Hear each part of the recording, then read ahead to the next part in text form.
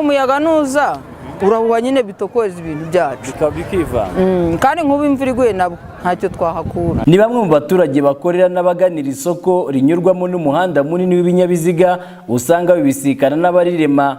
Baragaruka cyane ku ngaruka zikomeye zibageraho bitewe n'imiterere y'iri soko. Byakabaye byiza ko umuhanda wabaye w'ibinyabiziga n'abanyamaguru ntihakabeho kwambuka isoko ujya hakurya yaryo ugaruka no hakuno. Turikoramo rimeze gutya kandi amafaranga bakuramwo bavuga ko ari imisoro, iyo misoro itagira umumaro nidushobera. Abo bacuruzi bavuga ko batangiye gukorera muri iri soko muri za 90 bibaza impamvu ritubakwa, nyamara ngo bo batanga imisoro neza hatitawe ku gihombo baterwa no gucururiza mu ivumbi. Baratunenga nyine nabwo urumva ko ari umwanda, mbese nyine ntibiba bitokowe. Bishobora gutuma wenda muhomba nk'umuntu akanga kugura ifu wenda ko mucuruza. Turahomba nyine. Uretse impungenge z'ubuziranenge bw'ibiribwa bagura muri iri soko biba byuzuye ivumbi, aba baturage barigana ngo bafite impungenge ku buzima bwabo kuko ngo niba nta gikozwe mu maguru mashya bamwe bashobora kwasiga ubuzima mu gihe isoko ryaba ritarubakwa. Kuko buri hari igihe hashobora kuboneka impanuka yakwica umuntu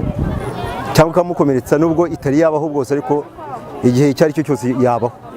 Mu magambo make avuga kuri iki kibazo, umuyobozi w'umurenge wa Bumbogo Nduwayeza Alfred yemeje ko mu kwezi kwa gatanu uyu mwaka iri soko rizaba ryamaze kubakwa, bityo ko abarigana n'abarikoreramo bakwiye kureka kugira impungenge. Umuhigo y'uyu mwaka twageze ko hazubakwa isoko ku buryo mu cyumweru gishize twabwiye ko bitegura bagakora ku rundi ruhande, noneho imirimo ikaba yatangira yo kubaka isoko.